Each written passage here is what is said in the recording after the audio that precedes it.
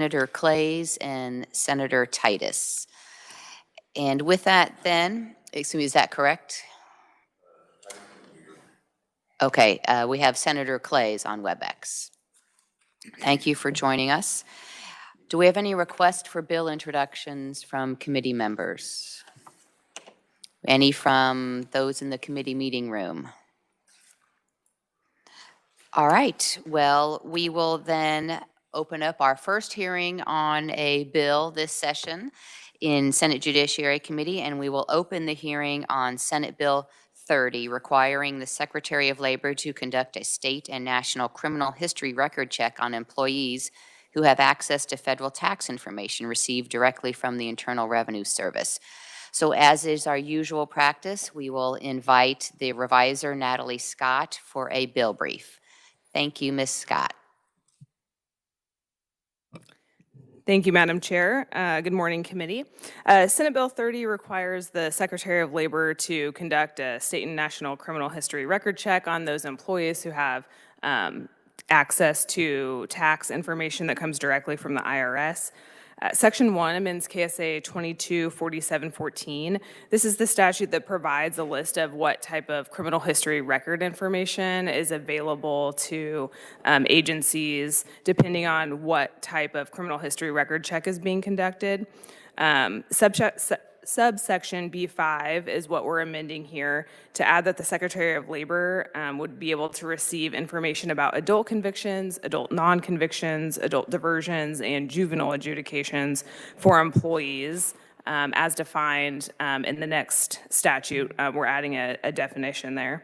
Section 2 amends KSA 755702. That's the statute that authorizes the Secretary of Labor to appoint employees. That statute is amended to require that employees who have access to that federal tax information, that they be fingerprinted and submit to a state and national criminal history record check.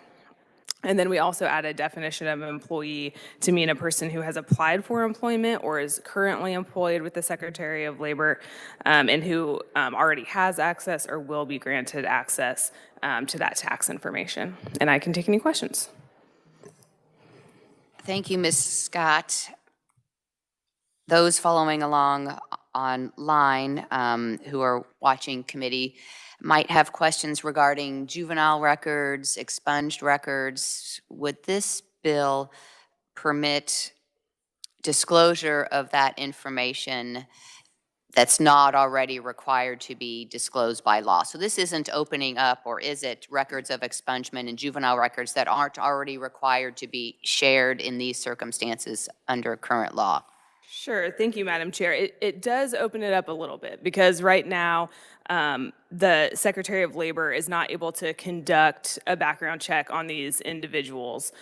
So those of you who were here last year, you'll remember that we did a big fingerprinting bill where you kind of changed how the statutes are put together when it comes to fingerprinting. So KSA 224714 lists all the agencies that are allowed to get access to criminal history record information, and it's separated into subsection based on what type of records they're able to receive.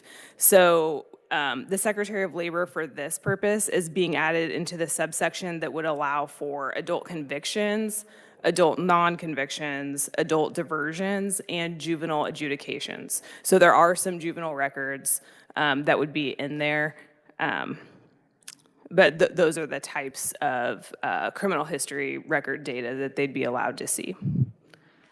Thank you. Currently, the Secretary of Labor has no access to any of the criminal history of applicants or employees? Sure, thank you, Madam Chair. Not for these individuals. They would be able to get access about the adult convictions because that's kind of public. You know, you can look up that information. But these other types of criminal history record information, right now, the Secretary of Labor would not be able to access that. Thank you. Committee, other questions for the reviser? Yes, Senator Bowser. Thank you, Madam Chair. So just for my clarification, are we talking about a background check prior to employment? And then subsequent question, would there be subsequent background checks periodically every 3 years, 5 years? Thank you. Sure. Thank you, Madam Chair. Senator Bowser. We're talking about a background check that could happen prior to employment or for those who are currently employed. So because they're not able to conduct that background check right now, anyone who is currently employed would also be subject to it, but going forward, they'll be able to do that criminal history background check prior to employment. Anyone, you'll note the definition that we're adding to KSA 755702 says a person who has applied for employment or is currently employed, so they'd be able to do that before. With respect to the ongoing background checks, Kansas started participating in what is known as RAT back. And so as long as, going forward, these fingerprints, the secretary would have the ability to have them sign a disclosure about RAT back, so then they would receive information on an ongoing basis if those fingerprints were triggered in the database. Thank you. Other questions? All right. Well, thank you, Ms. Scott. Appreciate it. We will now invite Ms. Amber Schultz, Secretary of Labor, Kansas Department of Labor, to the podium. Please introduce yourself and welcome to committee. Thank you, Chair, members of the committee. Excuse me, Amber Schultz, Secretary of the Kansas Department of Labor. So yeah, we worked very closely with the Kansas Bureau of Investigation to bring this language before you. We've submitted written testimony. Aside from anything that was already presented, I'd be happy to take any questions. Thank you. Committee, you should have her written testimony in your materials at your desk. And a question for Senator Corson. Thank you, Madam Chair. Thank you for being here, Secretary. Do you think that the juvenile piece is necessary? Do you view that as a necessary and important part of this, having access to the juvenile records and adjudications? Can you just comment on that, following up on the Chair's question? Yeah, that's a great question. So I think the crimes that we are looking for in this criminal background check are financial crimes because it is directly related to receiving FTI, federal tax information, directly from the IRS. So I would say if a person is, 16 or older conducting financial crimes, that is probably something that we would want to be interested in. Okay, thank you. I appreciate that answer. I'm a little bit kind of questioning whether maybe we could narrow it to those type of crimes, but I appreciate having the department's feedback and position on that. Thank you, Madam Chair. Thank you for that answer as well. Is there anything in the bill that limits it to only crimes involving fraud or other financial related crimes? Not that I'm aware of, no. Okay. Thank you. Committee, other questions? Senator Klemp. Thank you, Madam Chair. And I'd like to also build on Senator Corson's comment as well. You mentioned over 16. Is there any age limit that's in the bill as well? There is no age limit, no. Thank you. Since this is a new line of inquiry from the Department of Labor, is there, what was the impetus to bring this particular session and not before? Sure. So we have been participating in what's called the TOPS, the Treasury Offset Program, since 2017. And we do that because the U.S. Department of Labor requires us to recoup fraudulent overpayments. And so in order to participate in TOPS with the Treasury, we have to go to the IRS, who requires an FBI background check. And so we've been participating since 2017. We stumbled across a letter from the FBI that was from 2020 that said, that was actually sent to the FBI that reinterpreted Kansas statute. And they said essentially the statutes were too broad. It didn't specifically say the Kansas Secretary of Labor. It simply defined it in as an executive agency head. That wasn't good enough for the FBI. And so we worked really closely with KBI in 2013 to try to tag on to their bill last year. It just didn't happen, and so we're amending it this year.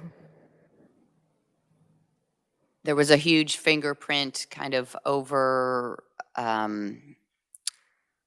a lot of different agencies and departments, and I think that bill was 211 pages, and so it was quite thorough and comprehensive. So was this a little bit of a trailer bill to that one? Exactly. It is, and the reason that the Department of Labor wasn't in last year's bill was because time ran out, or what was? I'm not sure. That would have to be a question for KBI, but yeah, we have worked very closely with them on this.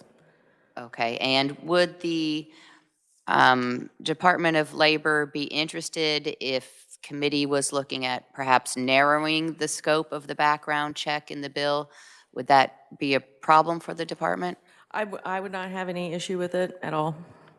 I would just like to make sure that we're still in conformity with U.S. Department of Labor rules related to collecting on overpayments.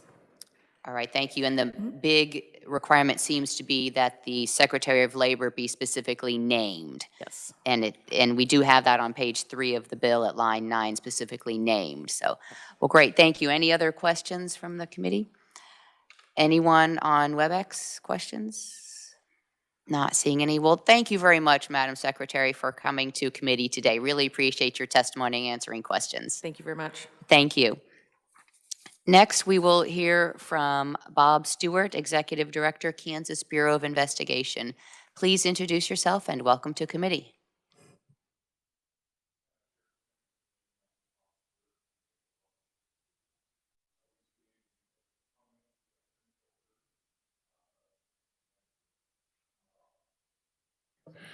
You want to go ahead and start over? My name is Thanks. Bob Stewart. I'm the Executive Officer for the Kansas Bureau of Investigation. We are proponent to the Senate Bill testimony, or the Senate Bill 30. You've got my written testimony already. We would thank the Department of Labor and the Secretary for their reach out to us and their cooperation with us over the last year plus as we've tried to help them come together with what the appropriate language would look like, how it fits not only within extant Kansas law, but also how it fits with the FBI problem.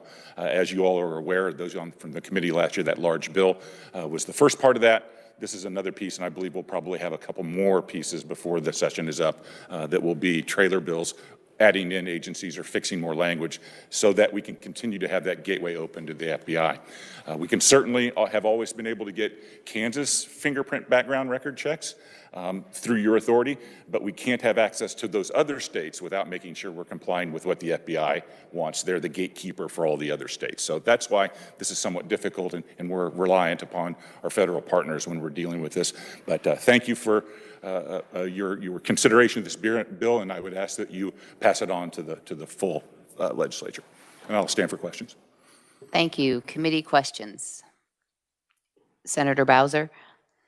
Thank you, Madam Chair. And maybe this question would be better suited maybe for the Secretary of Labor. I'm not sure. I'm just wondering, are there any non-U.S. citizens that we would need to background check? Are there any non-U.S. citizens that have access to FTI? Not from, there aren't any, there are fingerprint records of anybody that would get arrested. Why they would be searched for an employment check, I would not know, but I would leave it, I don't think the Secretary would have any. I'm not sure if non-U.S. citizens are permitted to even have access to FTI information, or if they do, would they be subject to background checks as well, I guess? Please go ahead and reintroduce yourself and make sure your microphone's on. And then also curious to know, how many background checks are we talking about? Thank you. Sure, thank you. Secretary Amber Schultz, Kansas Department of Labor, if they are authorized to work within the United States, they could have this function as part of their job. But again, they would have to be authorized to work in the United States. And then that number of background checks varies. I can tell you that the amount that we have collected through the Treasury Offset Program over the past 7 years ranges from $500,000 to $5 million. And so once a fraudulent overpayment has been identified, there are penalties and interest subject to that. And then once they're enrolled until their debt is zero. Thank you. Senator Corson. Thank you, Madam Chair. Just kind of follow up to your initial inquiry, and then my question to the Secretary was just, does the KBI have a view on the juvenile adjudications, whether or not that could be maybe limited in a way that would just be juvenile adjudications relating to certain financial crimes, whether it needs to be all juvenile adjudications? Just trying to glean everybody's perspective on that issue. Thank you. Bob Stewart with the KBI. In terms of what we get when we do an inquiry, we can't limit that back. The inquiry is everything. What then we would turn over to the agency to review can be limited by you. So what the KBI would see inbound, there's no way for us to dice it apart.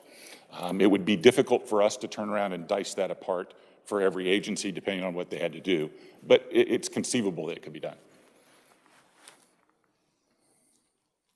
Thank you. So the KBI could gather the entirety and then could limit what is then passed on to departments. That's correct? We do it at that top level. So we do, when we go through and say, oh, this agency's only been given adult records and expungements, or this one's been given adult records, expungements, and juvenile records, but not juvenile expungements. So we do dice that out at that high level. Dicing it farther down to what crime, we do not do, and it would be very difficult to do. Thank you. Committee, other questions? Not seeing any, then thank you very much for your testimony today, Mr. Stewart. Appreciate that. Do we have any other proponents on Senate Bill 30 in the committee meeting room or on WebEx? Not seeing any. Are there any neutral conferees in the committee meeting room or on WebEx?